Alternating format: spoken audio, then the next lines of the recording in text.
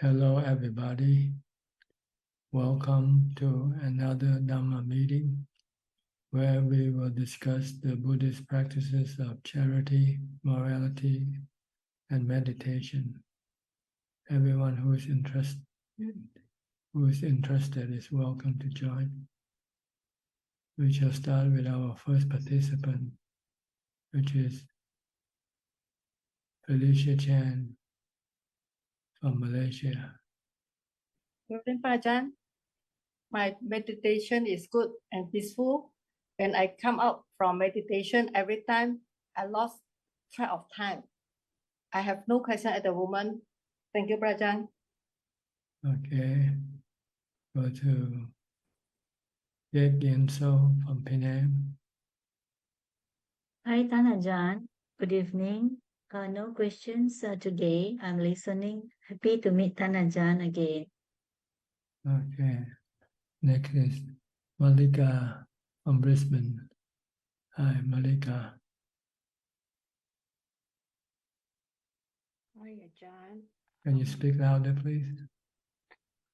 Hi, Ajahn. Can you Yeah. hear me now? Yes, good. And I came to visit you on October 30th. I see.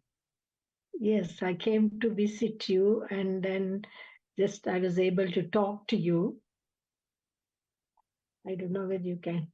Yes, I can see the photo now. Yeah, okay. Yeah, and thank you. It's too late for me, because it's 11 o'clock and till 1 o'clock I had to stay if I had to listen to the talks. But I normally listen the next day itself. Yes, you can do that. It's always, Yes, yeah, because it's hard for me to join. It's too late. unless you have some question you want to ask. Yes, if I have any questions, I will join. Yes. And thank you so much for giving us your time that day. And you answered my questions there. And it's so good. Thank you so much, Ajahn. Much merit to you. You're welcome. Happy to be able to help you. Thank you, Ajahn. I'm planning to visit again. All right. Okay, keep on practicing though, okay? Yes. I take 8 precepts every Sunday. Okay. And then with COVID, I made that pledge and I continued. And thank you, Ajahn. Besides keeping the 8 precepts, do you also meditate at the same time? Yes, meditate, yeah. I go to the monastery on Sundays. We have a monastery in Brisbane, Dhammagiri. Yes. Yeah, Ajahn Chah tradition. Yeah. Ajahn Chah tradition. Do you have a monk there? Yes, a German monk. German monk. Dhammasiya, Ajahn Dhammasiya. Good. Well, happy that you have a place to go. Yes. And I got involved in this beginning of the monastery as well, so I continue going there. Very good. Making good merit. Yes, I started in UK with Ajahn Sumedho, and then I moved to Australia, and then so continued with that same tradition. Did you have a chance to meet Ajahn Sumedho when you were in Thailand? Yes. I have met him 3 times, and he visited Dhammagiri as well. I mean, this last time that you were that you came to, you have a chance in to UK, drop by. Yeah. Not in Thailand. Not in Thailand. No, I went to Wat Yannasangwararam, but he wasn't there. No. And I went to see Lupo Mahabua's Chedi and all those places. So it was like a pilgrimage I did. And stayed at Wat Yannasangwararam for a week and with Ajahn Ganna few days and meditated. Yes. Good. You'll come back again maybe next year? Yes. Okay. Thank you, Ajahn. You're welcome. I'll go to Jordan and his father, Trevor, from Toronto. Hi, Ajahn. Nice to see you today. Good evening. Good morning, Ajahn. Good morning. Good morning. Okay. How are you doing? Good. I'm doing well, thank you. I'm just exhausted from work, and I'm still waking up today. Been carrying heavy rocks I for my see. job. So now you have to work to earn some money first. Huh? Exactly, that's all. And but I've been keeping listening to a lot of Dhamma talks, and I've been practicing most days for 2 hours, and just keeping my mind thinking about the Dhamma when I'm not meditating. So I'm still keeping my mind, my eye on the goal of ordaining. Still the same plan. Good. Good. As long as you keep your determination, keep up with your determination, you will get there one day. Thank you. Okay. And I have my nose at the grindstone too, but with Jordan and I meditate together now, which is really nice. And I'm not meditating quite as much, but more and more each day. And I had one question. When I'm sitting meditating, is it okay to move? Am I allowed to move, or are you supposed to sit still? I know as Jordan sits still like a statue. That's right. The goal is to leave the body alone. See? If you don't leave the body alone, your mind cannot be still. Because it's your mind that moves the body. So you don't want to move the body if you want to still the mind. Just leave it alone. Don't worry about it. Just keep concentrating on your meditation object. And then you'll forget about the body. But if you keep coming back to the body, then your mind will just be coming back to the starting point again. So you won't get anywhere. It's like driving out of the house and then you turn back and come back into the house after you think, oh, you forgot something, and you come back to the house. And then when you get what you want, you go out for a while and then say, oh, there's something else. So you won't get anywhere. We both do that a lot too. Yeah. But so even just scratching a nose or. That's right. Anything at all. Some people like to swallow the saliva. Some people like to adjust the body position. You don't do these things when you meditate. You just before you start meditating, you make sure that you sit upright and the body is in a good position and everything is okay with the body. Once you start, then you forget about the body. Don't have anything to do with the body.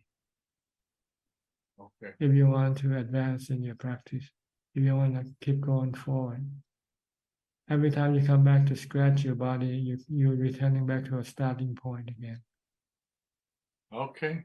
Very good point. Okay. So you'll be running in circle between your body and your mind, your meditation. Oh, okay. Well, I'm glad I asked. Thank you. Good. It's a good question. A lot of people don't know this. Thank you very much. Okay, you're welcome. So the is it helpful to remind ourselves that the things that are happening with the body, sensations are not within our control? Is that right? So what is happening? But not at this stage though. This stage you want to stop thinking entirely. Oh, okay. The goal is to stop thinking, to still the mind. Okay. Just ignore the body. Everything. You know everything. You know the sensation. You know everything that appears in your meditation. Okay. Just focus only on your meditation object. Whether it's anything that watching comes up. you. Yeah, anything comes, the same thing. Just ignore everything. Just stay focused only on your meditation object only. Okay. This is a way to still your mind. Otherwise, your mind will keep running back between your meditation object and whatever comes up during your meditation. So you are distracted, you're not concentrated. The whole point is to get to one-pointedness. That's when the mind becomes still. Okay, just ignore everything. Don't pay Okay, that sounds attention. clear. Don't talk to yourself. Don't discuss. Don't whatever.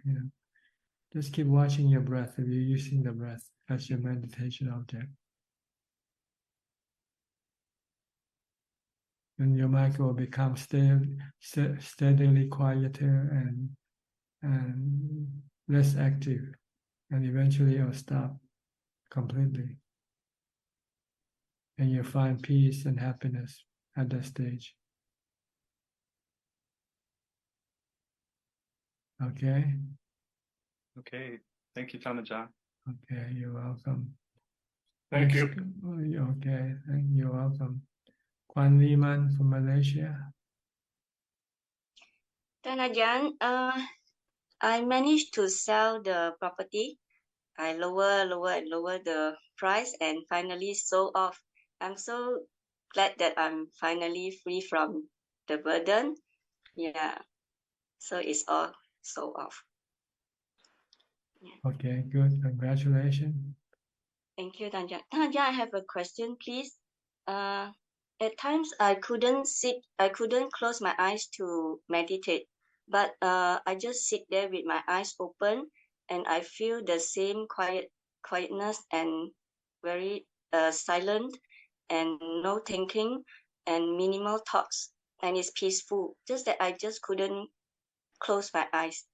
I'm not I'm still knowing but not contemplating and doing nothing, just sit there and it's very quiet and peaceful, but I couldn't close my eyes to do that. Can Tanajan please advise? Well, if you open your eyes, the mind will still be attached to the objects. That No, the when image. there's nothing object. I just sit there and then it's very quiet and peaceful and nothing, but I just couldn't. But your mind, you're still seeing. See, the body is still seeing something. Even nothing is something. You don't want to do any seeing either. So you have to close your eye. Yeah, but the seeing doesn't disturb me. Well, you won't get any further than what you are if you don't close your eyes. You won't go deeper inside. So, but why is it that sometimes I just couldn't close my eyes to meditate? I don't know why you can close your eye when you go to sleep. Yeah, it's just It's your defilement. I think your defilement is still attached to seeing. It doesn't want to give up seeing. There's nothing to see in front of me. Well, then close your eyes. What's so difficult about closing your eyes? I don't know. Just happened only this week. I mean, recently. Yeah. What's so difficult about closing your eyes? It just doesn't want to sit with the eyes closed. Okay. I'll try. Thank you, Ajahn. You're welcome. Next, Rajat goes from Delhi. Good evening, Tanajan. Good evening to you. India is 1 hour behind us, right? You are Yes, about it's- 7 o'clock. Yeah, it's just past 6:30, so 6:30. 1 it's hour and a past. half. It's about 6:44. Yeah. Next one, 2 hours. Yes. Okay. 1 hour and a half, not 2 hours. 6:44. Yes. Do you have any question tonight? Well, I was reading a book on the autobiography of a forest monk, Ajahn That, Thate. I'm not sure how to pronounce it. And I've read some of the other books. And one of the things I've come across is that the forest monks in Thailand, they put a lot of emphasis on meditation. And I would like to ask how much pariyatti is also required or practiced by the forest monks. Very The minimal. study. Very minimal. Just know your precepts. For monks, we just have to know our precepts, our monastic codes, and then know how to meditate. That's all. Right. Know how to develop mindfulness and wisdom eventually, but first know how to develop mindfulness, and then and then meditate until you get into jhana. Once you have jhana, then you can then master it. Try to master your jhana first, so you're able to enter into jhana anytime you like. And after that, then you can learn to study the wisdom part. Study the three characteristics of existence, about the body, the feelings, and about the mental states, to understand them and to let go of your attachment to them. That's all we have to know in practice. We don't have to know all the suttas or anything like that. When we stay with our teacher, he'll give us Dhamma talk, pep talk most of the time. Just give us pep talk. So you have to push yourself. Life is short. Don't take things too easily. You have to push hard if you want to get somewhere, so forth. But he'll talk about mainly the precept. Keep the precept, keep your monastic code, keep your austere practices like mintaba, eating once a day, eating in the bowl, for instance. This kind of thing, or more practical things than theoretical things. Yes, Ajahn. I also have another question, and that's about, I've read that if your sila is good, then you have no fear when you enter the forest. Because, some people find it very difficult. Yeah, you don't have any guilty conscience. So when you're in the forest, you don't start thinking about your bad behavior, because you're in a danger zone, and sometimes you think about your bad behavior, and this can cause you to have fear arising. So without any guilty conscience, then you won't have anything to bother your mind. You're pure, you're blameless. And you feel you're protected by nature and everything that surrounds you, and Not the really. practice itself is protected. Part of the reason is to go there is to expose yourself to death, really. That's the reason why monks go into the forest. They want to be exposed to death, so that they can then use death as a object of contemplation, and also as a stimulant to the practice. Every time you think about that, you say, life is very uncertain and very short, so you cannot waste your time right now doing other things. So that's one of the purpose of going to stay in the forest, besides being a quiet place for meditation also.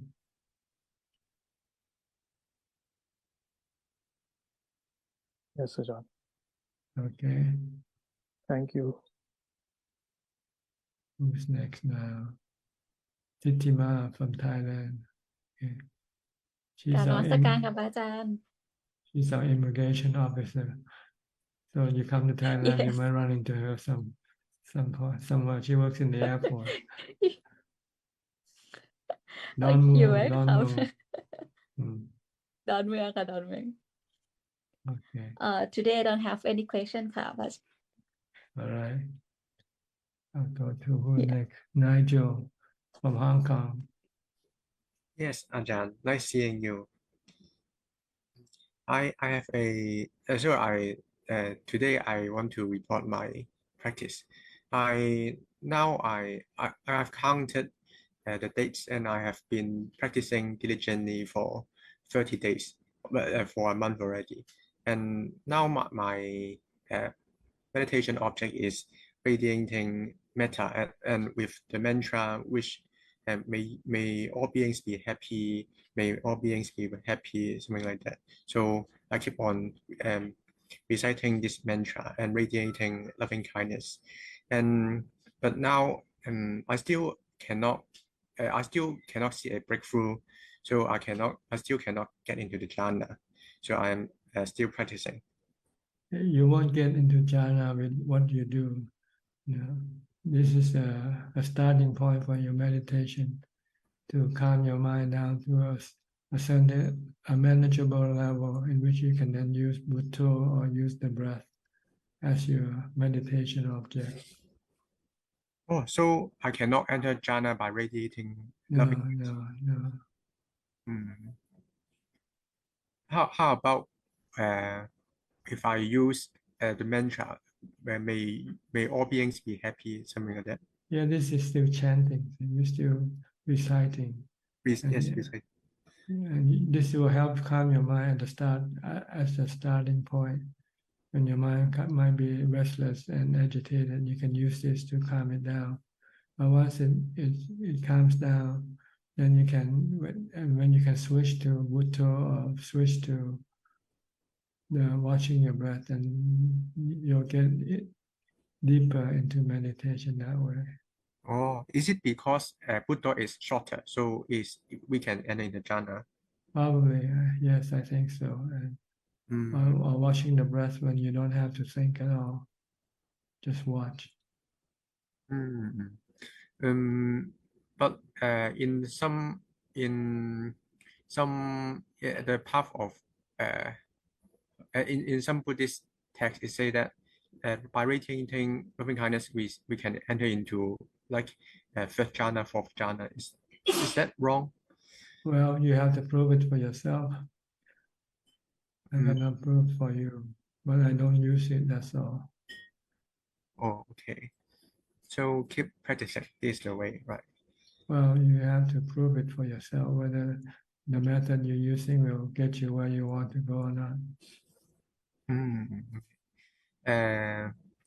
Recently, because I'm determined to I really want to get into jhana, so I've done some research and trying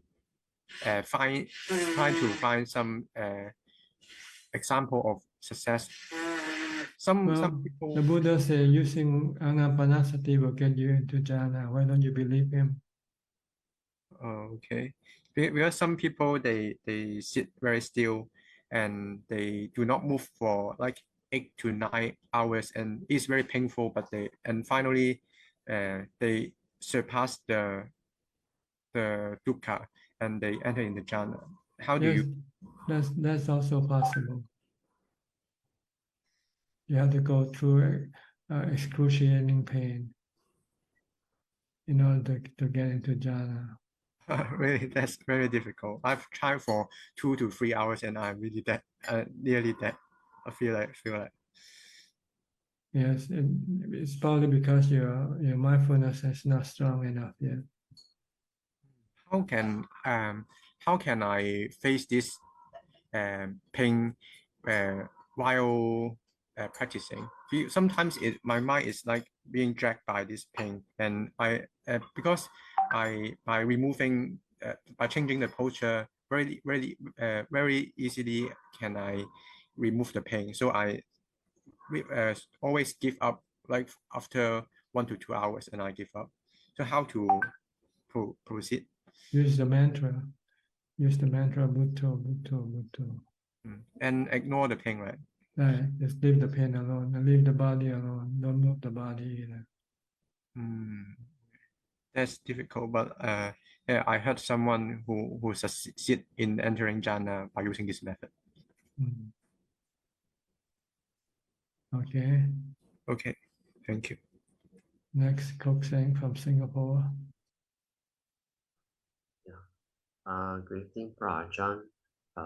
Just to update you, last Sunday I participated first time for the Katina celebration at Palilai. So I volunteer for the Bindabat. So I'm attached to a bhikkhu and carrying a gunny sack. So whenever the bhikkhu's alms bowl is full, he will pour all the dry rations into the gunny sack and so on. So this Bindabat takes about 25 to 30 minutes. And I noticed that during these 25 minutes, my mind was very focused and doesn't stray compared with when I'm doing walking meditation. So I was wondering, why is it that my mind can be so focused without any stray thoughts when I was volunteering for the Bindabat? You don't need to know why. Just do it. Just know it. That's all. There's no need to know why. So, if it's good for you, keep doing it. Yes. So I'm trying to think how can I apply this to my walking meditation so that there is not so much of wandering thoughts. Well, just pretend that you're walking with the monk, just like. Okay. Yeah. Okay. I think I can try that. Ajahn, I have another questions and that rises last Sunday when I have my Dhamma discussion with my university friend. There are only 4 of us, and 2 of my friends they were sharing that they have taught their daughters very well since young the Dhamma, so that they would not be converted to Christians by their friends and so on. So at the back of my mind, I was thinking what Ajahn has always advised us about anatta, that we should not try to control or try to manipulate our things like our children and so forth. So at the back of my mind, I was thinking if we should not be so-called controlling whether our children, whether they will become Christians in future or not. If they do become Christian, we have to accept it just like the weather and not try to control them and forbid them to change to become convert to Christianity and so on. But I did not share this with my friends, so that was at the back of my mind when they were sharing this. So I just like to check with Ajahn whether this understanding of mine that we should not control our children whether they will become Christians in future or not. So it's not controlling. Your job is not to control them. Your job is to give them the right information, to teach them the right information. And whether they follow that information or not, that you cannot control. But your job is to teach them the right or good information. You as a parent, because they're young, they don't know what's good or bad, right or wrong. So it's your duty to teach them these things. But whether they will accept it and apply it in their life or not, that's their business. That you cannot control.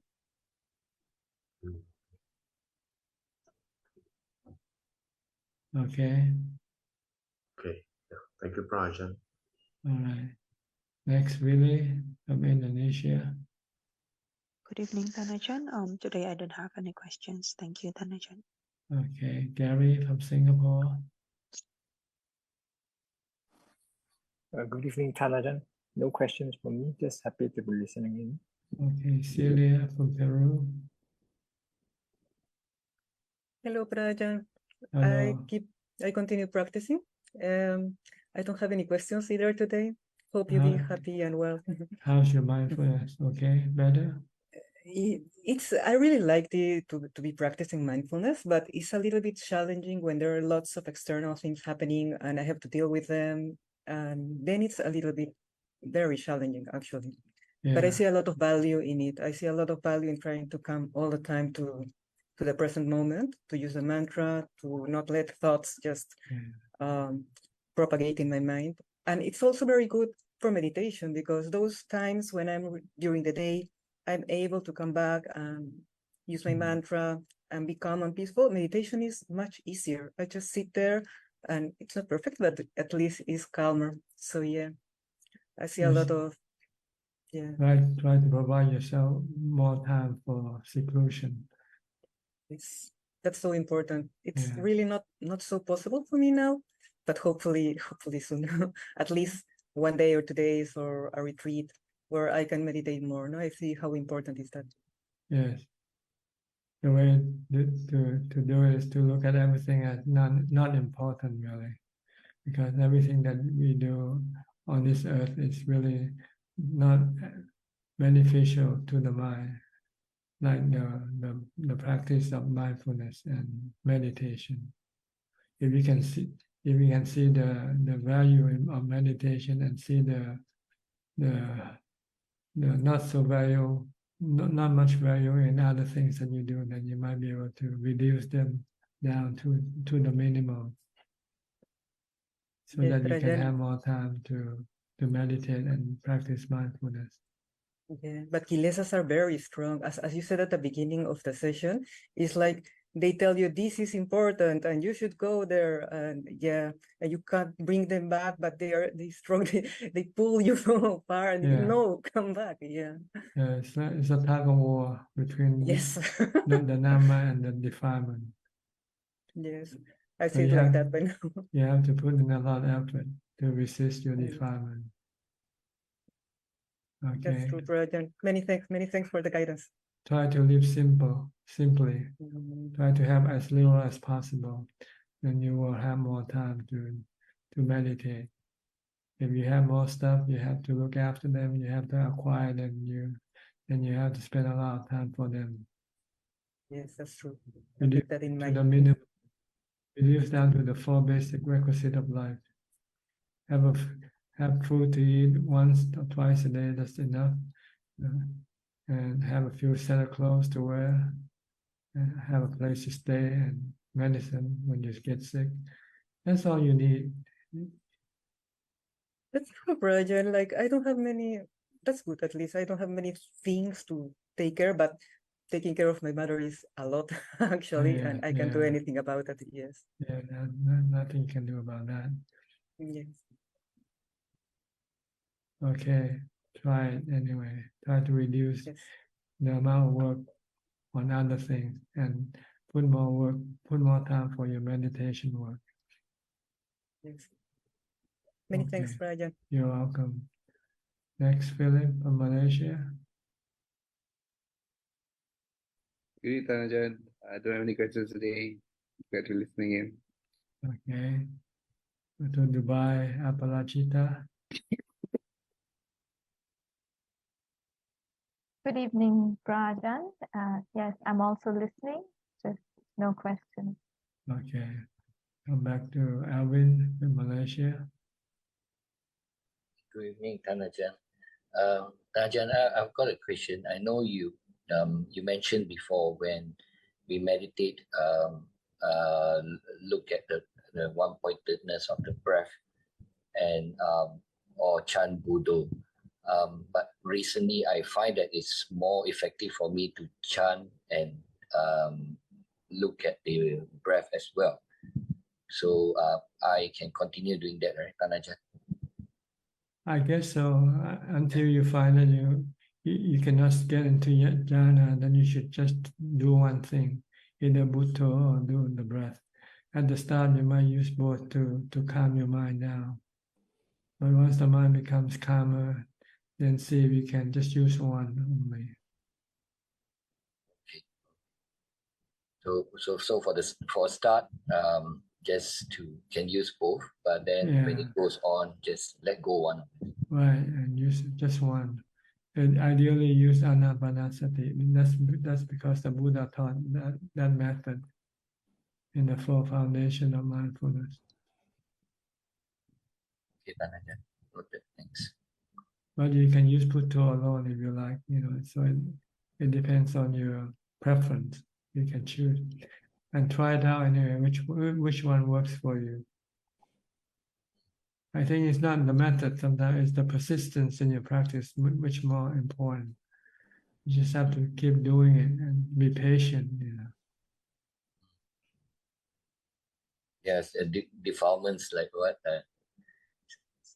Sila mentioned just now. It's just like trying to keep on pulling us away, the kalisa, the defilements. Yeah, you have distraction, try to pull away from your one-pointedness.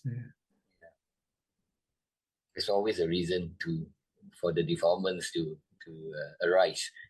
Yeah, they arise when your mindfulness lapses.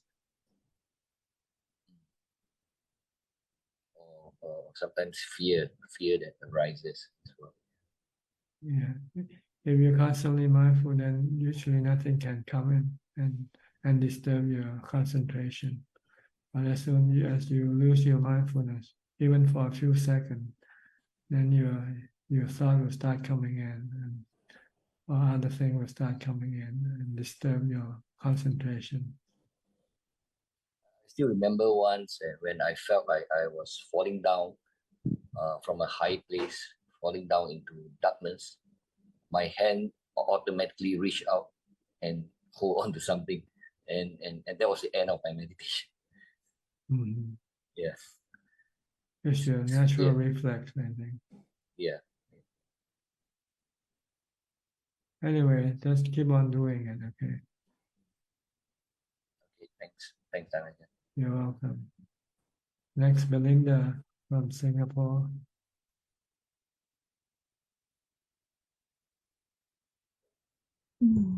Good evening, Tanajan. No questions. Okay. Go to Bangkok. B. Ravin.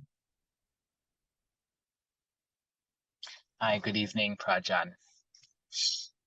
I have two questions today. First one is just to clarify on the sixth precept. My understanding is we are not allowed to eat from midday until dawn of the following day. But I understand that monks are given pana drinks, so some sort of drinks that are allowed to take during the afternoon. So my question is, what would constitute as allowable drink and what isn't? Well, fruit juices, and the fruit must not be bigger than the size of your fist. If anything bigger, then it's not considered. It's not allowed. Like coconut or pineapple, you cannot use those juice. But you can use oranges, grapes, apples. Oh, okay. And they have to be strained from any solid. They have to be separated from any solid. You only drink the juice without any solid. So no pulp. No pulp. So you have to use a strainer or something to filter it. So this is what is allowed. Fruit juices. And besides that, he allows five other things they call medicinal stuff, like oil. You can drink oil, cooking oil, if you feel your stomach has some problem. Or you can drink honey. You can drink honey, or sugar cane, and I think you're allowed to. This is up to interpretation. In Thailand, we interpret it as butter and cheese. These are the things that you're allowed to have in the afternoon. They're supposed to have some medicinal value. It's supposed to be medicine. Maybe you have stomach problem or something like this, stomach ache, and you might need something to take care of it. And these are the five things that the Buddha allowed. as medicine for you to take.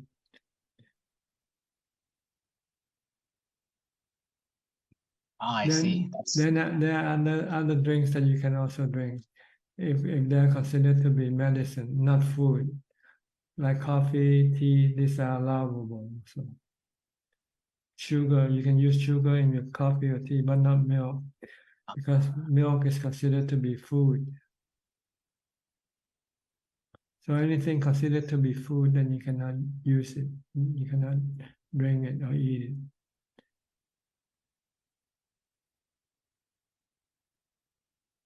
Oh, I see. That's I learned something new today. Thank you, Prajan. That's my first question. My second question is on the topic of abortion. Do I understand correctly that Buddhism forbids all kinds of abortion, even if it's contraception only 1 or 2 days, or is there any reason to allow or not allow it? Just for my understanding. No, abortion is considered killing. See? So there has to be something to kill first to be considered breaking the precept. If it's still 2 droplets in the stomach, I don't know if you can consider that as an abortion or not.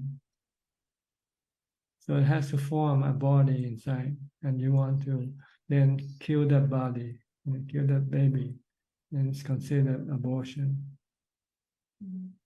Anyway, once you start to have conception, then you should let the process continue. You shouldn't interrupt it. By interrupting, it's considered killing the process. I think that's the way to interpret it. The process of abortion in Buddhism. So life begins at contraception. At conception. As soon as you know that you're gonna have a baby, then you should not do anything to stop that process. Yes. Even if they say, oh, the baby may not be healthy, but that's the baby's karma, right? Well, don't have baby in the first place if you know that there might be a chance of having a deformed baby. Yes. You don't want to. You want to have your cake and eat it too. You want to have sex, but at the same time you don't want to have deformed babies. How can you do that? Yeah, you can't have both. Yeah. So you have to. Nowadays they have technology in which you can use protection, contraceptive, and things like that, which prevent from conception happening. But the best way is abstinence is the best form of contraception. Yeah. Yes. Keep the 8 precepts, then you're okay. It is a question that many of my friends ask me. They say, oh, contraception, there's no heart, there's no feeling yet. Oh, it's okay. But I personally think it's wrong. But so I thought if Prajan, you give your answer, I can. No, we are mixing 2 words together. Conception and contraception. They're different.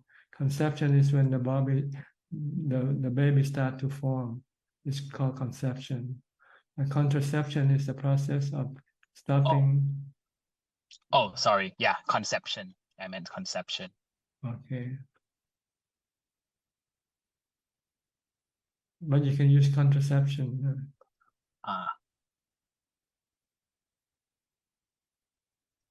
If you don't want to have a baby, then you use contraception. Or take the 8 precepts. Yeah, 8 precept is the best one, really. Abstinence. Yeah. Yes. Thank you so much, Prajan, for your teachings today. Okay. You're welcome. Go to Toronto, PL, and Indira. You weren't here last week, were you? Were you here? No. Ajahn, good morning from Toronto. Like we had a bit of a urgent call. Like somebody was very sick and had to help that family, so we had to go there. But then we came to the office and quickly switched on. But the time was over. Yes. So that's okay. We are here today, and we are very happy to see you. Okay, good. Ajahn, this whole week we were both of us like we were listening, a lot of people are saying about, how like we were sort of cleaning the house, not more than Declutter. cleaning, like we had so much that we had collected, we gave away, paper, shred, everything that in that sense, and then too much stuff, like, so we put them into boxes and we gave it to people, like so many, there are places that during Christmas, so like it's like the mind, it reminds you, like even in the mind, everything collects. So unless you really sit and mindfully get rid of all that, so the clutter in the mind, just like the over years, it collects, like unless you start doing house cleaning daily. So meditation is like house cleaning daily. I guess eventually you will find the end, or fully empty. Empty your mind from everything. Then there will be no dukkha. Yes. But still we need some certain items. Kitchen, you have to... you have to keep whatever you need. But what you don't need, then you should keep away. Yes, so, that's what we did. We used to go and buy, that's lovely, we'll get this. So eventually, if the whole house is filled up with stuff we never use, not even touch. Yeah, so we thought like there are a lot of places like during Christmas. So, and then you feel so happy when you've done that. You like, so it's just like the mind. I was contemplating. I think it's a good metaphor. Like I think we are contemplating it. Yeah, I think it works, I guess. But you still need to work on the mind, whatever you say at the end of the day. Good. Try to practice giving up things as much as possible. Yes. Most of the things, even car, we donated one car and we somehow managed with one. It's so much, sometimes it gives you so much of happiness, like when you kind of get rid of. Yes. We never realized that every time, like the whole week we were doing this and made us so happy. You give up a burden. Everything that you have, they are burden to you. You have to look after them. Once you don't have them, then you feel lighter, you feel easier. That's true. That's true. Less worry. Less worry. The burden Buddha calls is the 5 aggregates. You're carrying the burden, throw it out. But heavy burden, very heavy burden. That's the hard thing to throw away. Yeah, that's the in the Arahat level. And also, like sometimes you give stuff and make someone happy, like it really makes you happy too, like dana. So why is it so greedy, so difficult compared to anger? Anger, at least, I guess, easier to manage and get rid of. The greed is the hardest out of the two defilements. And people always ask questions about anger, but not too much about greed.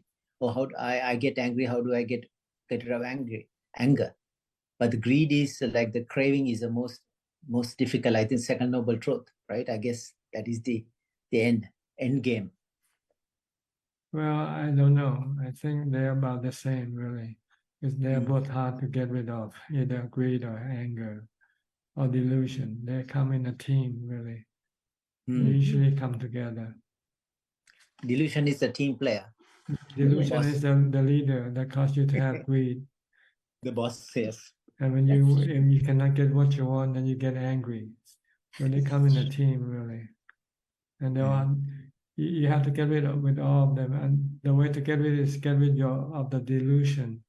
Delusion is not seeing the 3 characteristics in everything. You don't see dukkha in everything. See? If you can see that everything that you want will give you dukkha sooner or later, then you will stop your greed, your cravings for them. Yes. And if you have no greed, then you won't get angry with anybody. Yes. The kamaraga patigha, like one of the fetters, which you get rid of after sotapanna, that is the stream entry, then so on sakurdagami, that is the once returner. And I don't think you get rid of it, you lessen it, and you get rid of completely at the anagami level. So those are the 2 fetters. By anagami, person cannot be provoked by any anger, right? He cannot unprovoked, like he cannot get angry, right? Over time. No, I think he can still get angry. Only an arahant doesn't get angry. Interesting. Okay. So the mana. There's still conceit in the mind of of anagami. So if anybody treat him wrongly, he can get angry. So because of the mana, I'm slight, me, yeah. I'm more senior than you are, and you're not respecting me, for instance. But you obviously you have got rid of the sakayaditi. You know this how the aggregates work and how you create a self. But the mana is anusha is still there, so it keeps popping up. I'm better than you. I'm, whatever. I guess. Ajahn, I was listening to somebody saying about the Thai tradition, how important meditation is in the Thai tradition. It is so nice to see that, because in lots of countries, I think they go the other way. They teach the monks a lot, like they sort of know so much about. I think especially in Sri Lanka, the traditional, like you learn the sutras, you practice by heart, memorize. I guess they did a service by preserving the sutra, writing it down. I think they kind of they have a bit of an ego about it, but less practice. I guess the more theory, but the Thai tradition I see more practice and less theory. So I think it's a combination of both would be nice. I think Buddha gave an example of thunder and rain. There is if you have both thunder and rain, that's the best.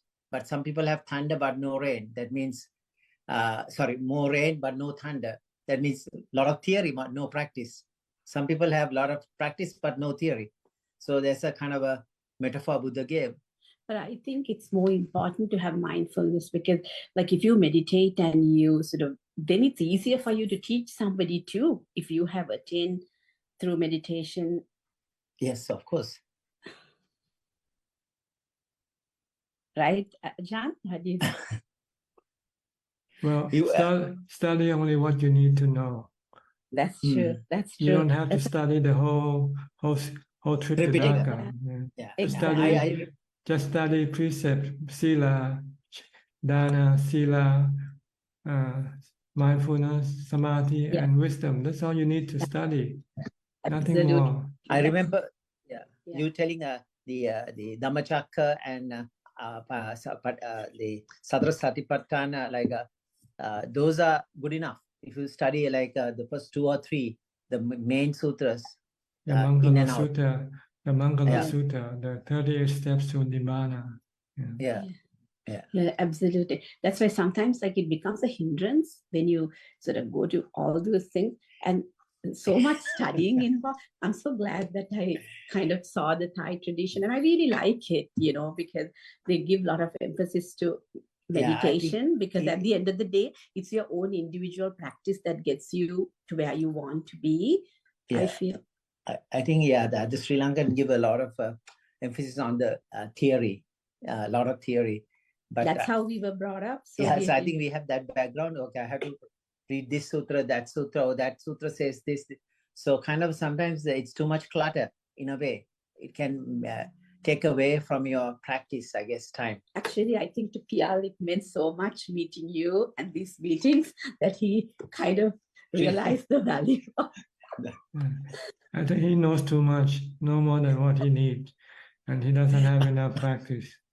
How he does. I had to unlearn myself. I'm trying. Because when I used to say, he never listened, but now after he met you, so I'm very grateful to you. Thank you, Ajahn. How many years have you studied the scripture already? And have you ever managed to get into jhana yet? I know. That's true. Practice is the key. At the end of the day, yes. Okay. Thank you, Ajahn. Okay. Thank you so much. I agree. Thank you. Okay, next, Diana from Wales. Greetings, Ajahn. I have one question, well, maybe 2. I was listening to a Dhamma talk, and they said that we can become attached to our karma. Like if we're doing good karma, we become proud, and if we do bad karma, we become depressed. And I was wondering, is karma self or non-self, or anatta. Is that a relevant question or not? No, karma are action done by the mind, the body, and the speech. And if you do good karma, you produce good results. You could produce good feelings. If you do bad karma, you produce bad feelings. So this is just cause and effect. Like when you hit the bell, you produce sound, right? When you use something to hit the bell. So when you do good karma, you feel good. You do bad karma, you feel bad.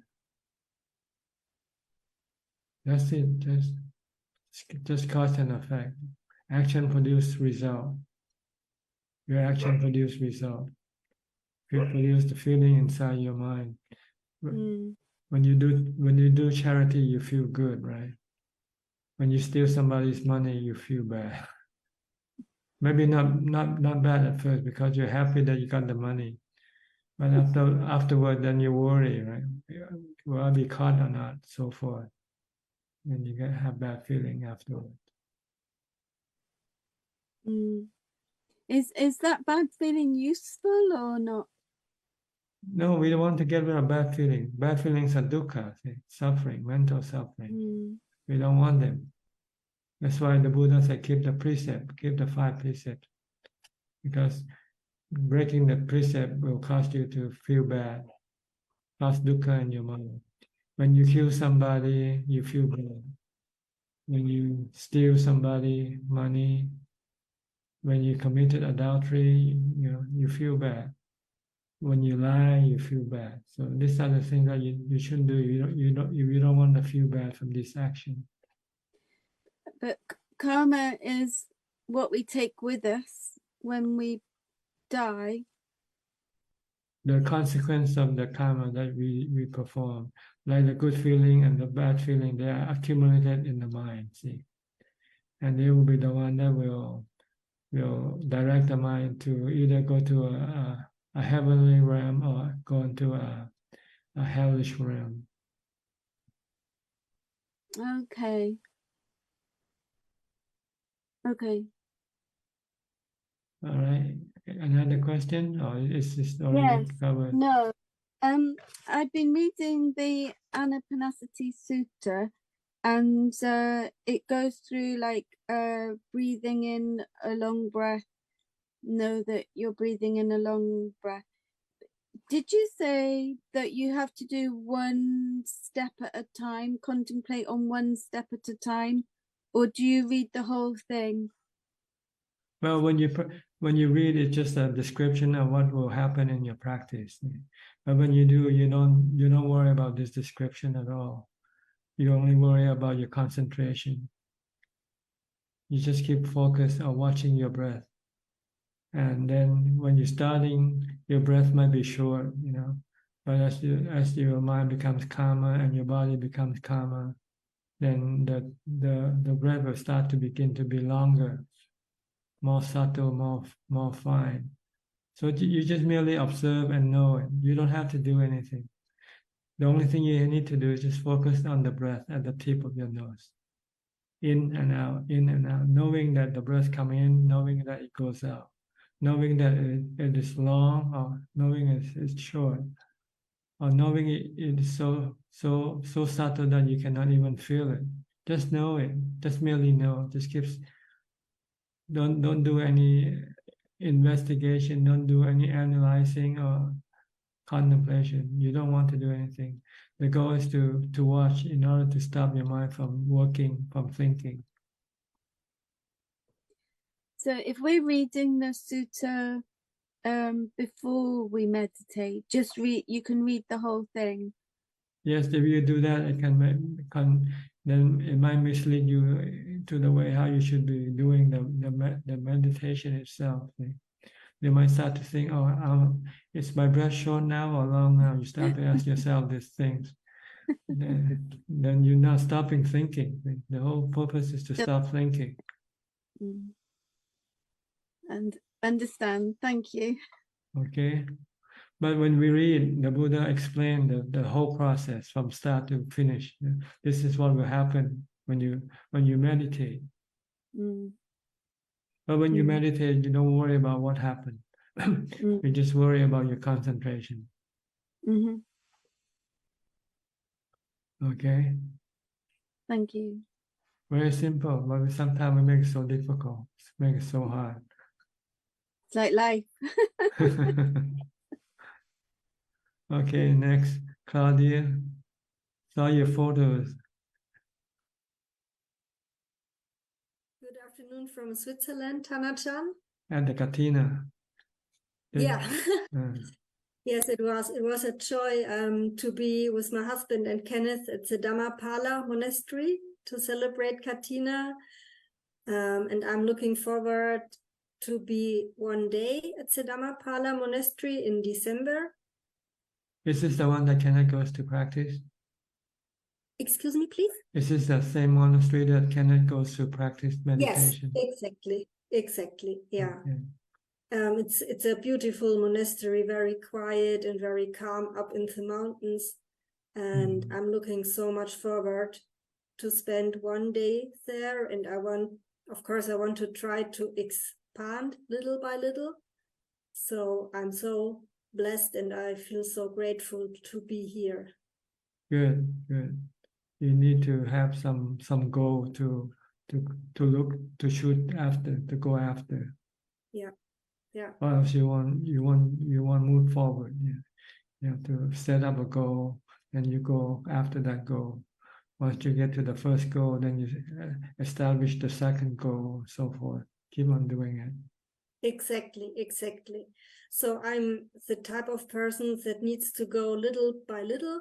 If I set my goals too high and I don't reach it, I feel terrible. So I rather do little by little and feel, yes, I have success now. So I take the next step. So this is how I try it. Yeah, you do according to the strength, your strength. Yeah. Don't do more than what you can do, because like you say, you'll feel bad when you cannot achieve what you set up to do. Yes. And to me, of course, it's also so precious to have Kenneth also here in Switzerland, because I can ask him for advice if I need it, because he's more experienced in his practice than I am, I think. And yeah, he also is going to proofread my next translation, so I really feel very, very blessed. Good. Okay. Is that all for now? Yes, no question. Thank you, Tana-chan. Okay. Samanji from Sri Lanka, you're next. Hello, Tana-chan. I have two questions today. Go ahead. And now I just want to know, some people enjoy long and healthy lives and some die very young. I mean, is our death predetermined? Does it purely depend on our past karma? The number of years that we are going to live in this life? There are many causes, not only just past karma. The way where you live can also affect you. If you live in Ukraine now or in Palestine now, the chances of dying is much more than you would be in Sri Lanka, for instance. So there are other causes that can cause your life to be shorter or longer, not just karma alone. What are the other causes? Well, like the place you live, whether it's safe or not, whether there's a war, there's conflict or not, or whether there are diseases or not, the spread of diseases, or the people that you live with, are they friendly or are they hostile, for instance. These are things that, and your own behavior also can affect your life. You smoke, you drink or not, you take drugs or not, for instance. This thing can cause your life to be shortened. So there are many causes. So you have to study, learn to avoid the causes that will cause your life to be shorter. so you can live a longer life. But with past karma, there's nothing you can do about because it's already done. Okay. Okay, thank you. Then I have one more question. Like now, some people do charity expecting things in return. Like what's the best form of charity? Like if we give something to our relatives or to a friend or to somebody expecting something in return, that means like so is it we can't call it the best form of charity?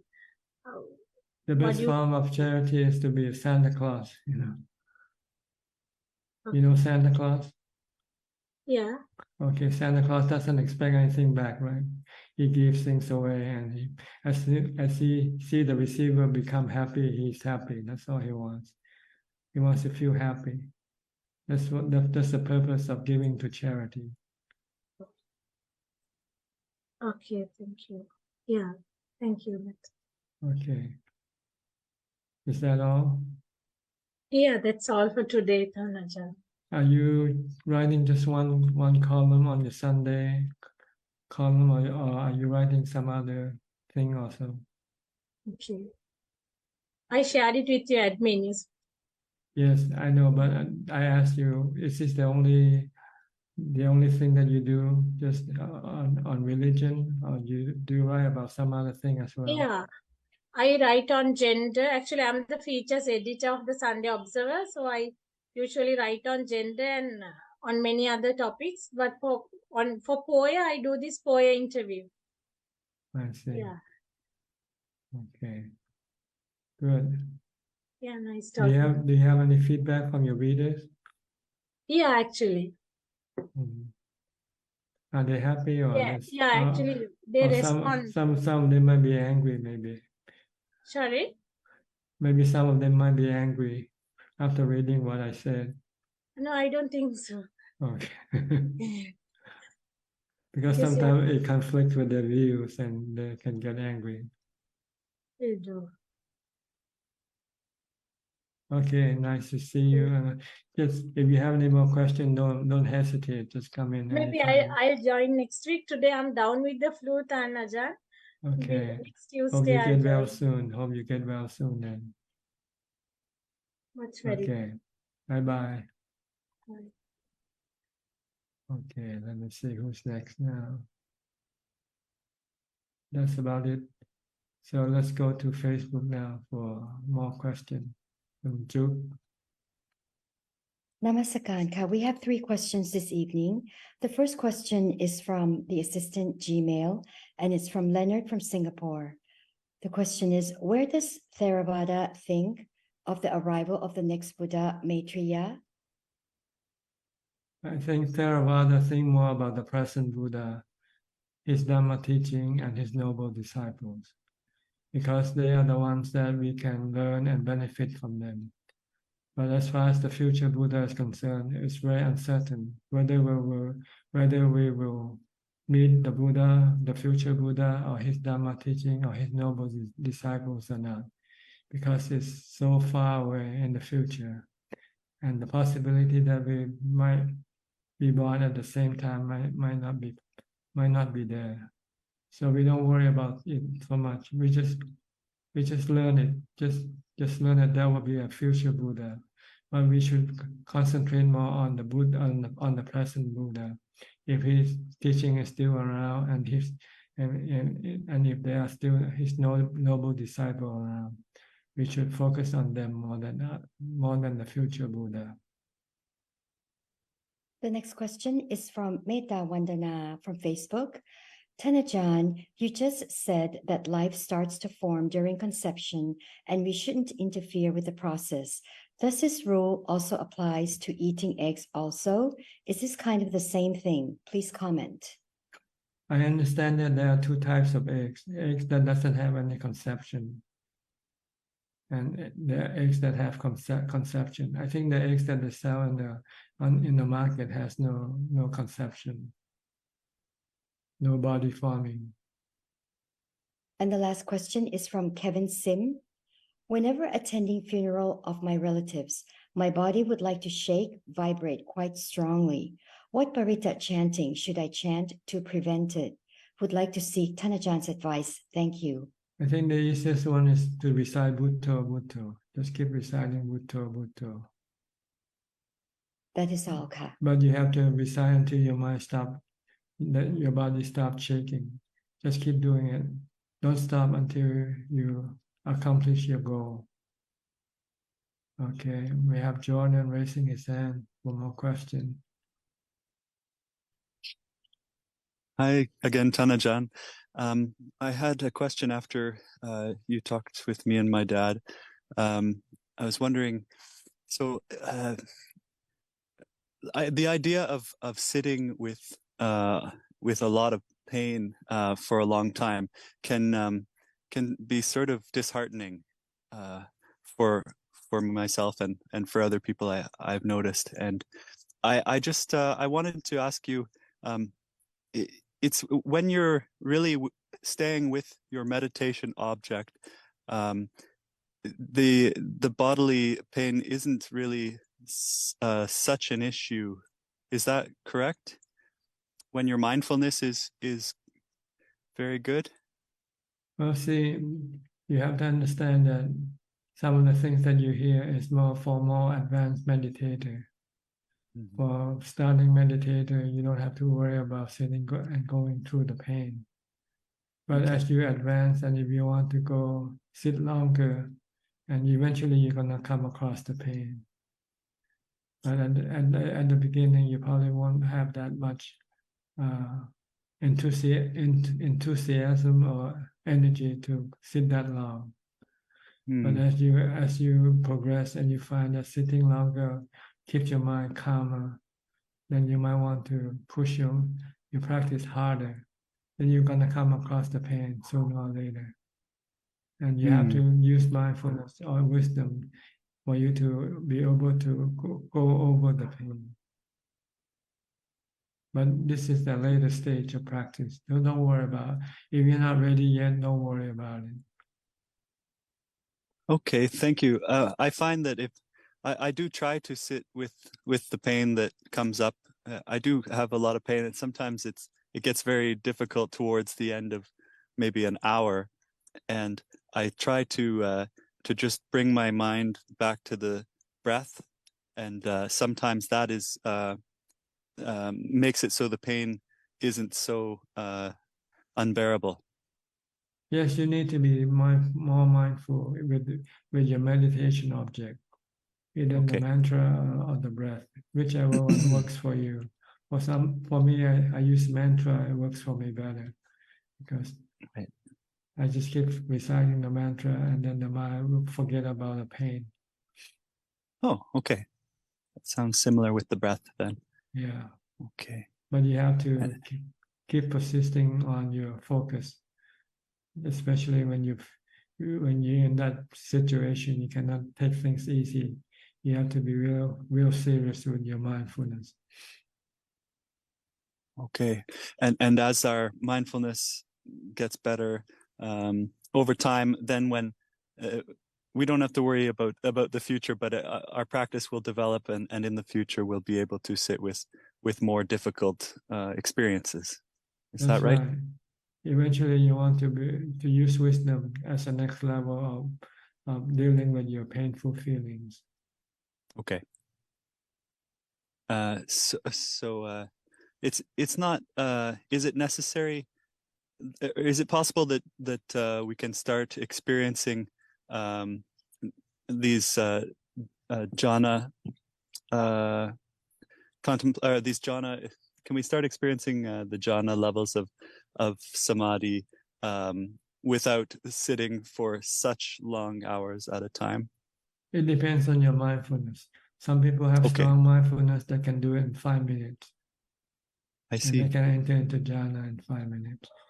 If you have very weak mindfulness, you can sit for hours and you won't get anywhere. Okay. So I'll just keep being mindful continuously throughout the day, and eventually. Yes. Yeah, eventually you will have stronger mindfulness, and you will be able to meditate and get into calm much more easier. And handle and also handle the pain. painful experiences more easily. Is that right? That's right. The goal, the key is mindfulness. The key to your practice is mindfulness. The Buddha said mindfulness is the most important Dhamma that one needs as a meditator. One needs to have or develop. So try to practice more mindfulness, especially in the morning. As soon as you get up, before you do anything, set up mindfulness. Look at your body. Where is your body now? Lying down, sitting, or standing, or walking. Just keep watching. Don't let your mind go away somewhere else. Keep it with the body, or keep it with the mantra. Okay, that's what I'm going to do. And is it okay to use the mantra Buddho throughout the day, but then when I sit down to go to the breath, if it works better for me? Yeah, I think they can do the same job for you. Okay. Sometimes so I'm you going find, sometimes if you're moving around, watching your breath is not easy. So you use the mantra, it's easier. If you move around, just watch the action of the body. If you're driving, just watch the action of the driving, you know. If you're eating, just watching the action of the eating. Whatever you do with your body, just keep watching the body. If you watch the body, then you cannot go thinking about other things. If you go think about other things, it means you're not watching the body already. So in daily life, outside of sitting meditation, I can watch the body like you just suggested, or I can use Buddho. And when I'm sitting, then I can also I can use the breath or use Buddho, right? Right, it's up to you. Okay, switch back. Okay, okay. I think that all feels very clear. Thank you. Try to do see how far you can get with your mindfulness as soon as you get up in the morning. See how far you can stick with your body or with your mantra. How long can you do it? Okay. As soon as you have to start thinking about work, or then you probably lose your mindfulness right there. Yes. But anyway, I try to find it again throughout the day. I try to find it again. As soon as you realize that you forget your mindfulness, then you come back to it. Keep coming back to it as much as possible. Okay. Don't be discouraged, okay? Because this is happen. It's easy to lose your mindfulness. And don't get discouraged. Don't get angry at yourself. Okay? It's pointless to get angry or disappointed. Just to use it as a lesson to teach you that it's not easy, and you should be more careful, more mindful. Okay, that's a good attitude. I'll do that. I find I'm so much happier when I'm mindful. Actually, yes, my mind is more peaceful. Peaceful. Your mind is not burdened with so many other things. Yeah. Okay. Okay. Good. Wonderful. Thank you. All right. Go to Priya and Indira.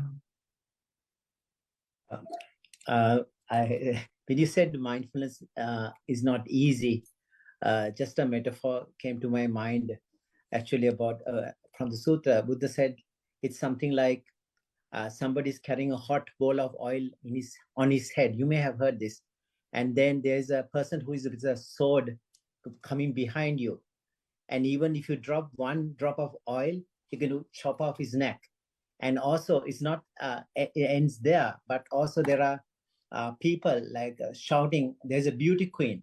And people say, beauty queen, beauty queen. So you can't even look at the beauty queen, because if the oil will drop and somebody will chop your head. So Buddha said, that's how difficult the mindfulness is. It's not an easy job, but I guess we had to be at it. I thought of that similar. The question I have is about passaddhi. Passaddhi is something lightness of the body. Does it happen when you start to meditate, your coarse form of perception of the body drops and you are more pleasant and feeling lightness, and then it switch to like a most perceptual form of the body with the breath, Is that the passaddhi, like the feeling of like a floating or lightness? You have to do the practice to get the answer. I cannot give you the answer. It'll be too easy for you. Okay, you are putting me to test. Okay, I will. That's okay. That's a good challenge. That's the purpose of practice, so you can experience the real things. Yes. If I keep telling you the answer, No, this is my feedback of what I felt. I thought maybe I'm wrong. This is what I thought. Maybe it's a correct feeling. I just want to get your feedback on that. Buddha says Dhamma is sanditthiko.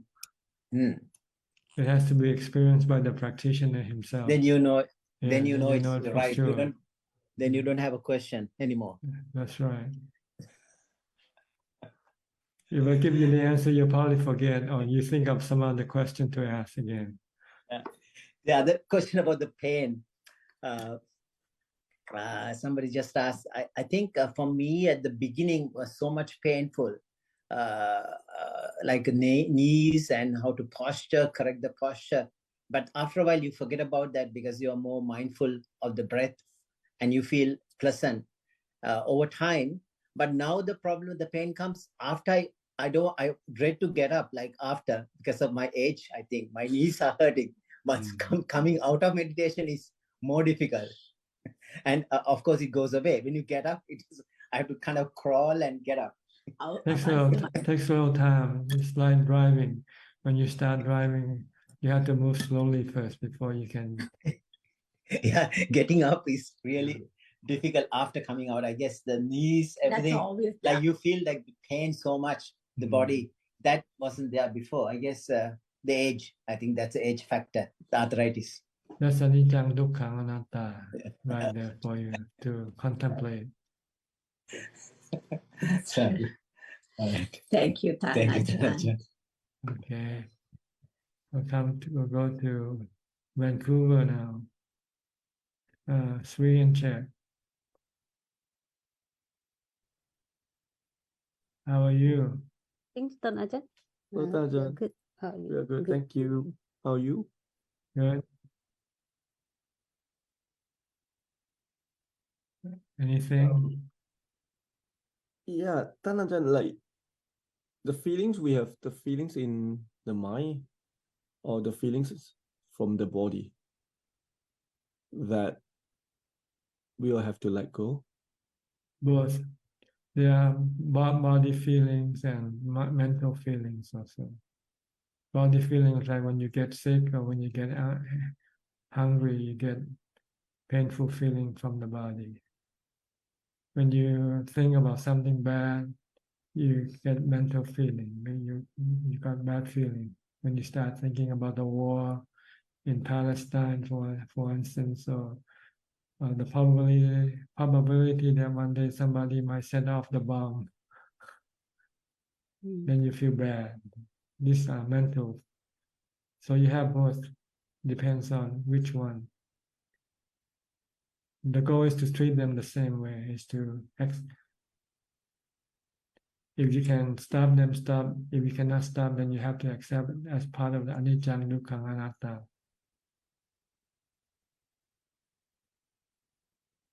Like if you get hungry, you can stop the hunger by eating, you eat. Right? But if you get toothache, and no matter what you do, the toothache won't go away, then you just have to wait until it goes away by itself.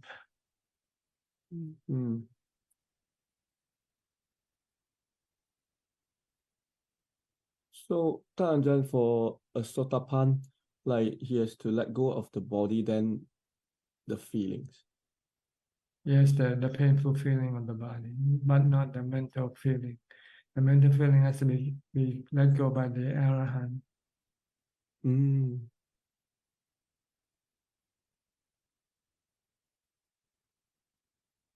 Okay, two level. Body level, this lower fetter is considered on the lower fetter, and the mental feeling is considered to be on the higher fetter. You have restlessness and agitation in the mind as one of the mental fetter, the fetters, the higher fetter.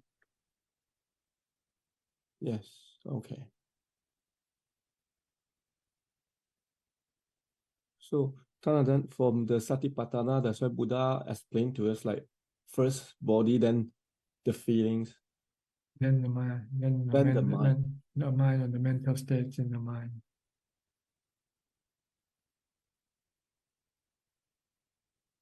The mental states in the mind keep shifting, changing. Sometimes it's calm, sometimes it's restless, sometimes it's depressed, and sometimes it's agitated. So you have to know how to deal with them, understand their nature. If you can stop them, stop. If you cannot stop, then you just have let it be. Because if you try and cannot stop, then you produce another dukkha. This is mental dukkha from your craving.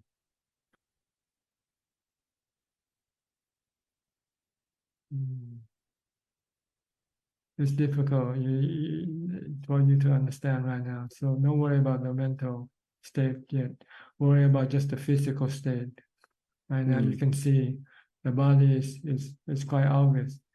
Try to understand the nature of the body and accept it for what it is. Yeah, and the feeling from the body, the painful feeling from the body. Yeah, sickness is painful feeling. Accept aging, sickness, and death first before you can go up to the higher level. Because the mental level is not something you can see like the body, right? Or you can feel it's much more subtle. You don't even know it exists sometimes when it happens. Yeah. So, you have to go step by step. Right now, the first step is to let go of your attachment to your body and feelings first. Yeah. And Tanajan, the last stage, like Buddha talked about the Dhamma, meanings like we have to develop the Dhamma that we need. The Dhamma, like the Noble Eightfold Path, for instance. Yeah. The tools for you to be able to let go of your attachment to the body, to the feeling and the mental states. So you have to practice the Noble Eightfold Path and see, do you have right view now? Do you have right thinking now? Do you have right action, right? So forth. So like a checklist, that you have to check.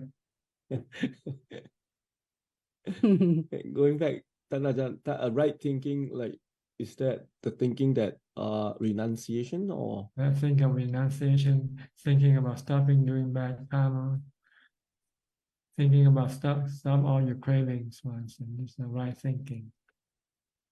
Renunciation is stop your craving.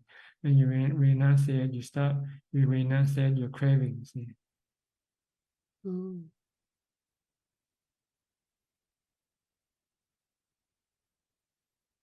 You see the noble truth happening in your mind, yes? This is the Dhamma part. You have to see dukkha when it arises. You have to know the cause of dukkha. It's caused by your cravings. And when you stop it, then you have to see that you can stop this craving, stop this dukkha by using wisdom, seeing the three characteristics of existence. So it's all in your mind. These are the Dhamma that you have to see happening in your mind, not in the textbook, not in our conversation, but in real time, happening in real time. Inside your mind. When you feel bad, you have to know this is dukkha. And you have to know what causes this feeling bad to arise. If you know the cause, then you try to see if you can get rid of the cause or not. This is Dhamma.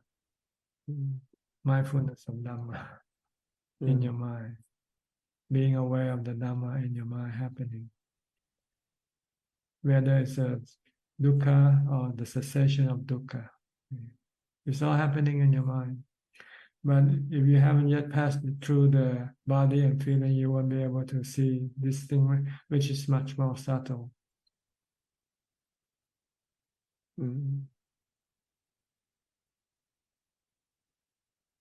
So it's a waste of time talking about it. You forget about it tomorrow, and you ask the same question again.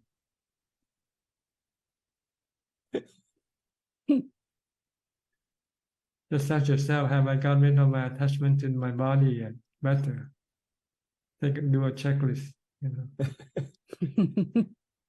Do the important thing first. Do the things that you can do first, before going over going over some of the things that you need to do first. We go all over the place. We study the scripture, the whole, know everything, but we don't know which is which come first and which come last.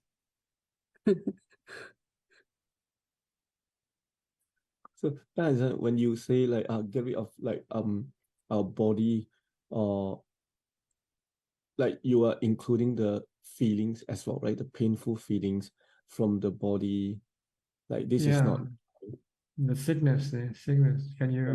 Can you accept sickness or not? If you have stage 3 cancer, can you still be happy? Are you sad and depressed and stressful? If you let go of the body, then you shouldn't feel anything. So this is gonna happen. It's gonna get sick. It's gonna die. So why should you be affected by it? You're not the body. See, that's the whole purpose of practice, to separate you from the body. You're the invisible person behind the body. Tells the body what to do.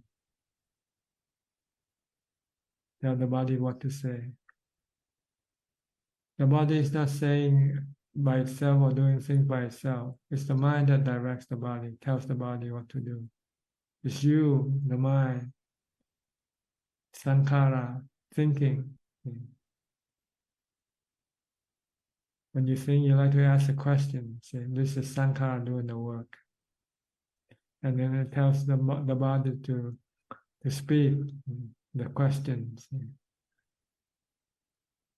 The mind is the master and the body is the slave.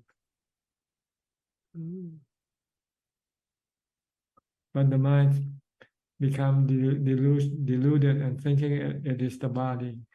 So anything happens to the body, it thinks it's happening to the mind also.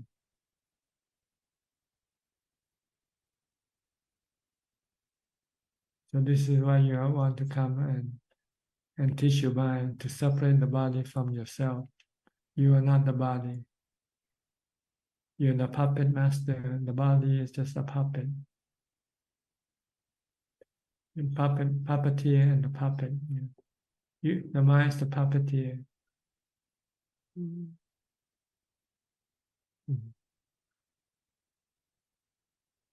And so whatever happens to the body, the mind is not happening to the mind at all. So why should the mind be affected by whatever happens to the body? This is delusion. The mind thinks the body is itself. So whatever happens to the body, it feels that it is happening to the mind also. Right? You think the body as being yourself, right? So anything when things happen in the body, you think it's happening to you. Yeah. But you're not the body. See? You won't be able to understand this until you until you meditate, until you get into the fourth jhana. That's when the mind and the body temporarily separate from each other.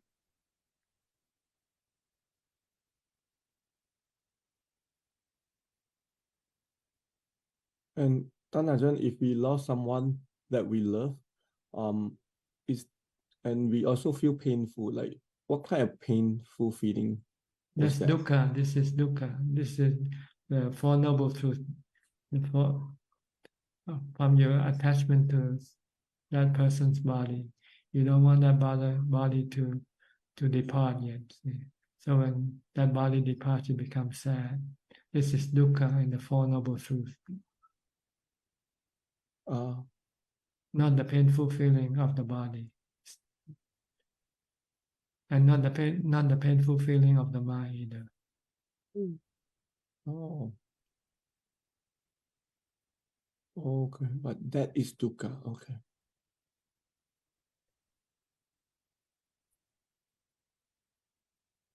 The whole point is to stop dukkha that caused by your attachment. That's all.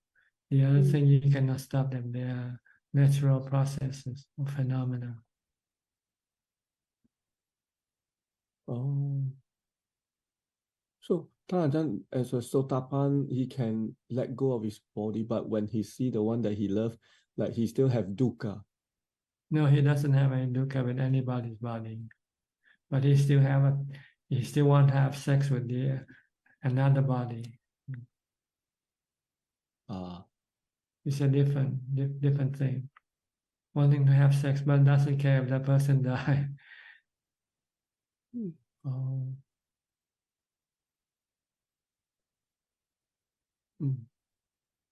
So meaning he had let go of his body and other people's body as well. He has seen this. Yeah. But he still see other people's body as attractive. And he still have sexual desire. So he goes after that body. But if he or she should lose that body, he won't feel sad or anything. He might feel bad because he could not achieve his sexual cravings. Yeah. But not because that body, not because that body just leave, just die. But it's just that body can no longer function, give him the pleasure that he wants.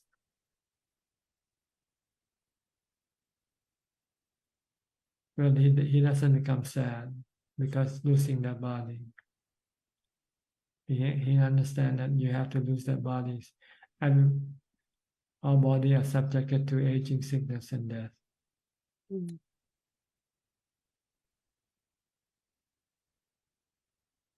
Okay.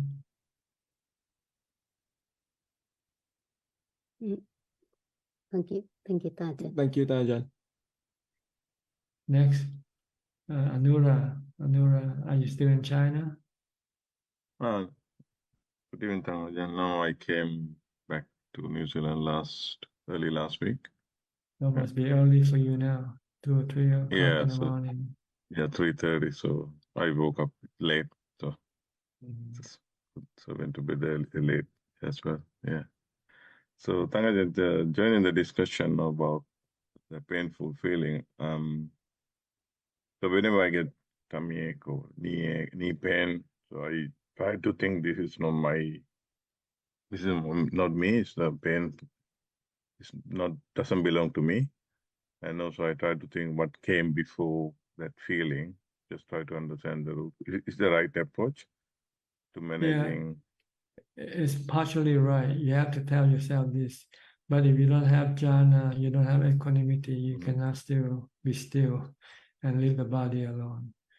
Defilement will still be stronger than your mind, and it still wants to manage the pain. It still wants to get rid of the pain. So you need to practice jhana also to have jhana. Then you can then use the wisdom to teach the mind to just be still and leave the pain alone.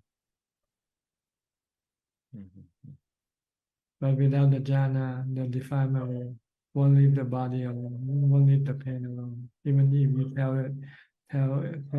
the mind that the body is not the body, not the pain, not the painful feeling. It still wants to, the defilement still wants to manage or get rid of the painful feeling.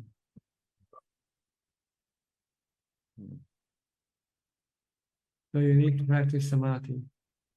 Then once you have samadhi, then when you come across the painful feeling, then you can tell the mind that the painful feeling is the body, not you.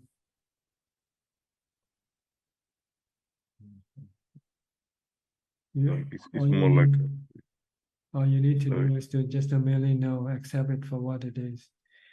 If you can manage it, manage it. But if you cannot, then you just have to accept it for what it is.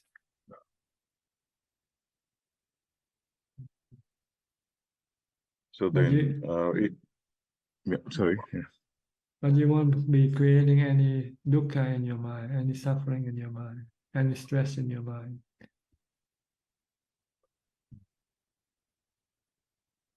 The goal is to prevent the stress from arising or getting rid of the stress if they arise from your defilement, from your attachment to the pain or the body.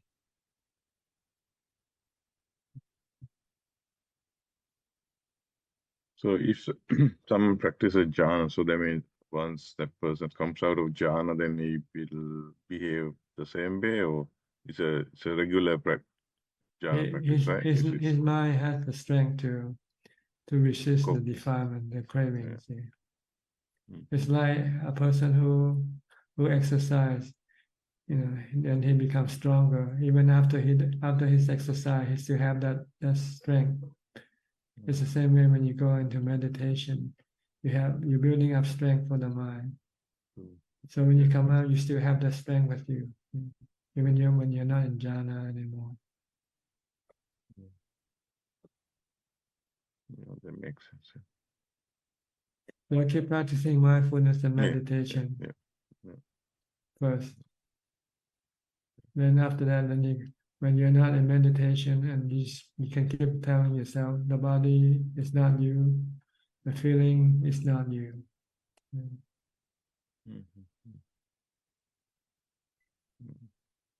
And you can stop your worry and anxiety about concerning the body or the feelings. They come and go, they rise and cease. They are not under your control.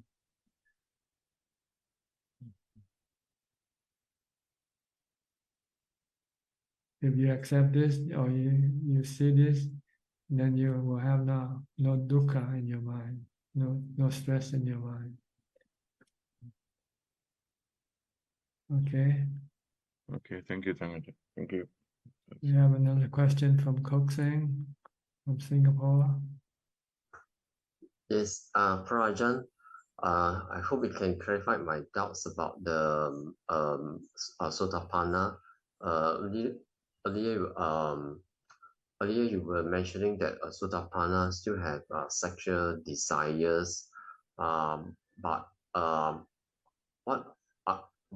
my thinking was that Sotapanna is someone who has a very high mindfulness and able to achieve jhana state.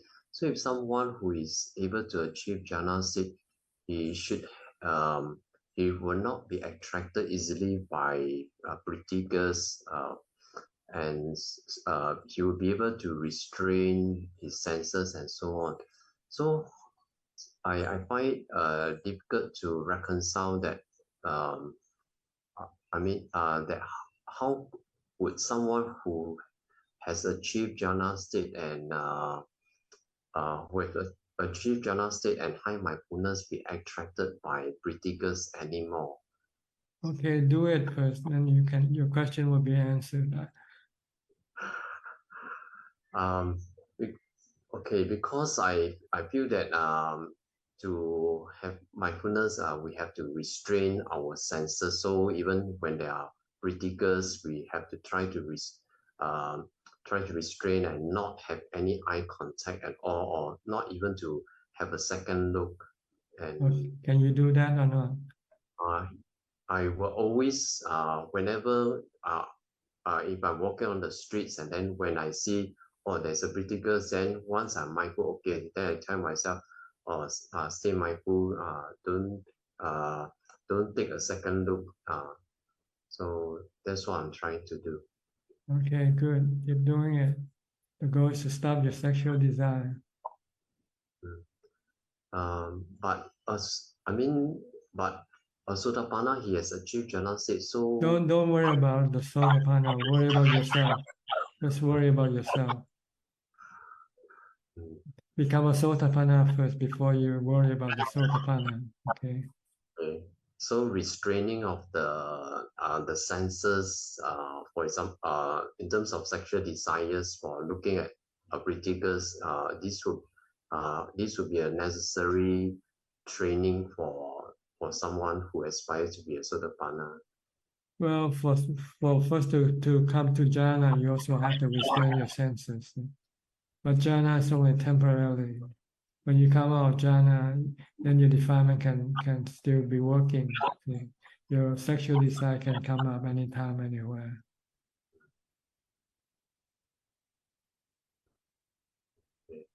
If you're not mindful, if you're mindful, sometimes it can even come up. Then you might need some other tool to stop it from coming up, and that's when you have to use the supa contemplation. Because mindfulness alone is not strong enough medicine to stop your sexual desire.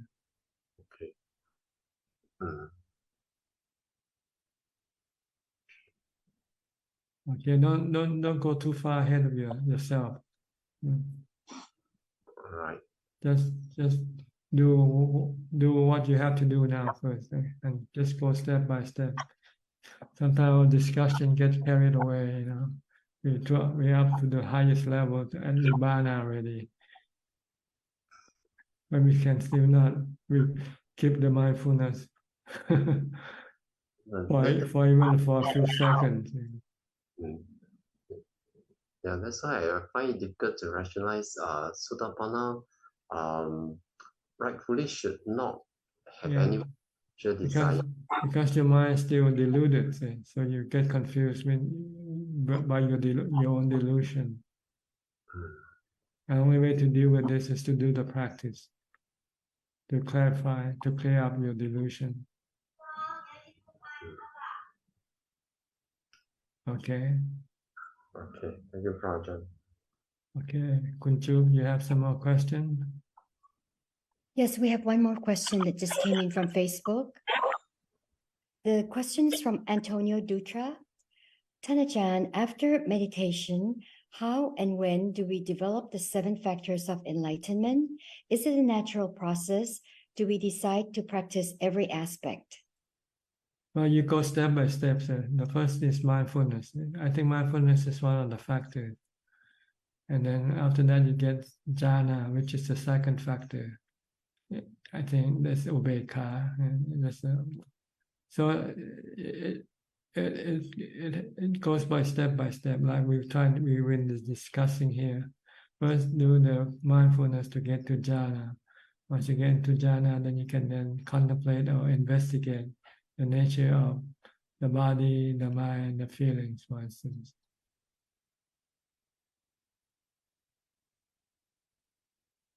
Is that all? Yes, that is all, Kas. Okay. You have any comment, PL? I see you raise your thumb just now. Yes, I think this is 7 factors of enlightenment, 7 factors for enlightenment. It should be and not of enlightenment, because there are no factors once you are enlightened.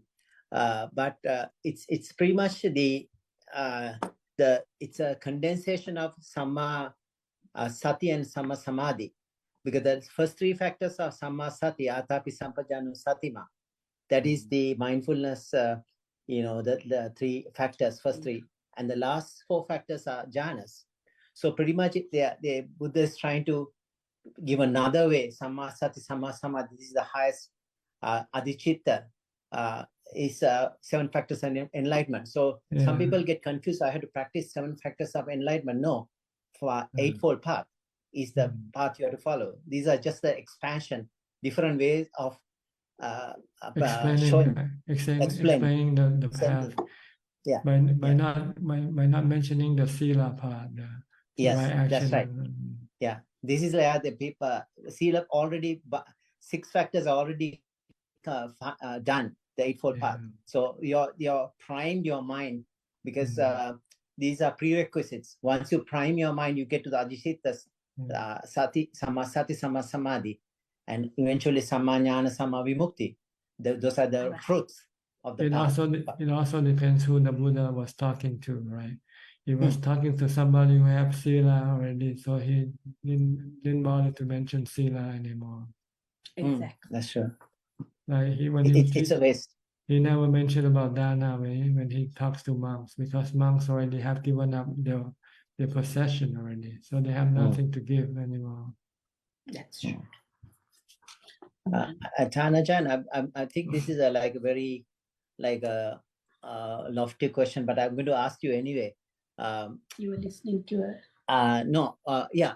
So I was listening to Ajahn recently, and he said maybe he's correct.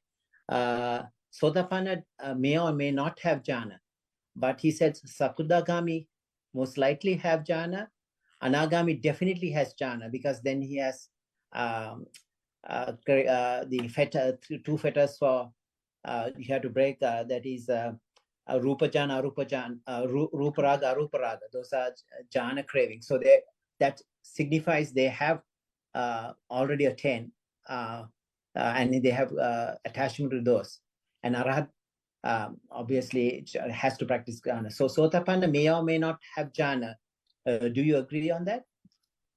I think this has to be left for each individual to prove it for themselves better.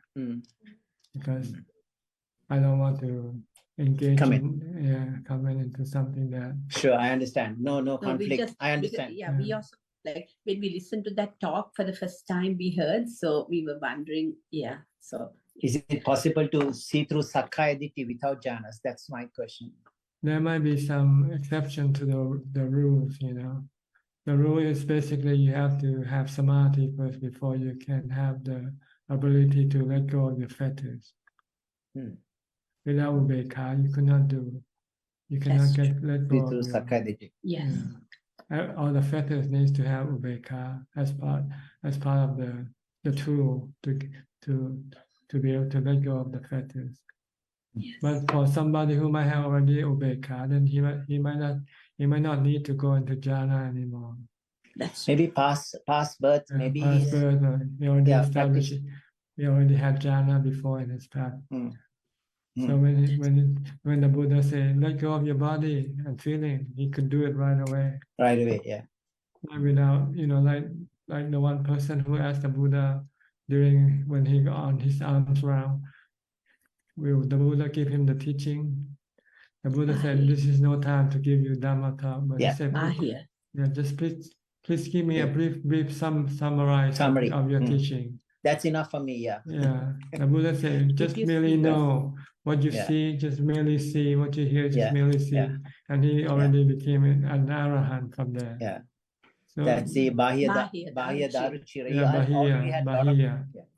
I had a lot of practice in the previous births too, from the story. And so this is just a matter of clicking suddenly.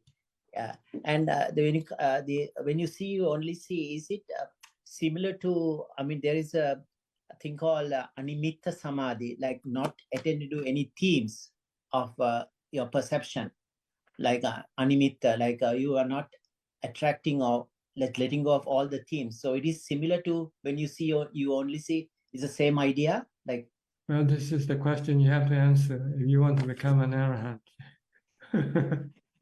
Too many challenges now.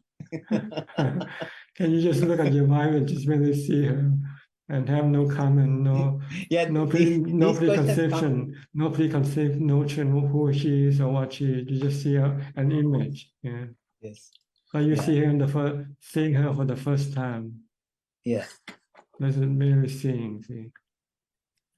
Yeah, somebody asked about the sexual thing in a Sotapanna. Definitely Sotapanna has full force of Kamaraga Patika. It's not those Sangyojanas or fetters are not gone. So, they will have sexual desire and anger in full force. They can. Yeah. Don't want to discuss about other people. Just discuss about yourself.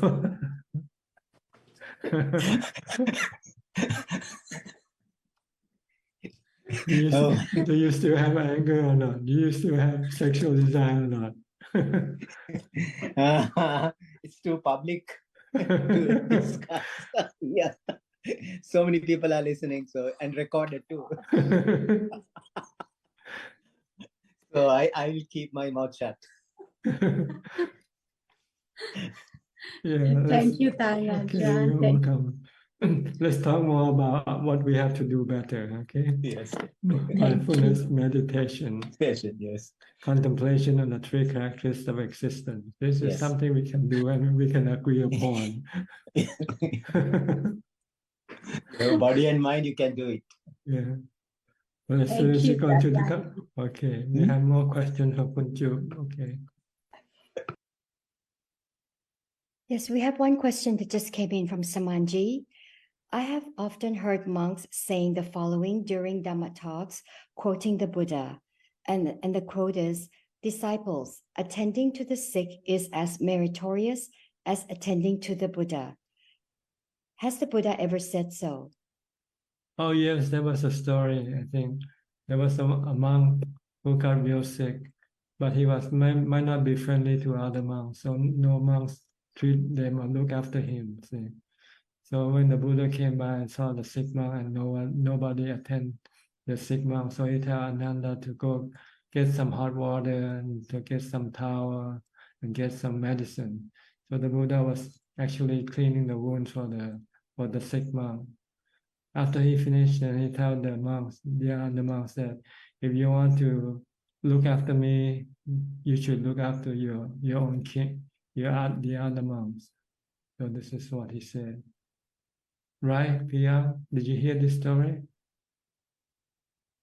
His name is Putigata Tissa, the monk. Yes. Maybe you can give more detail about the story. No, it's okay. It's okay.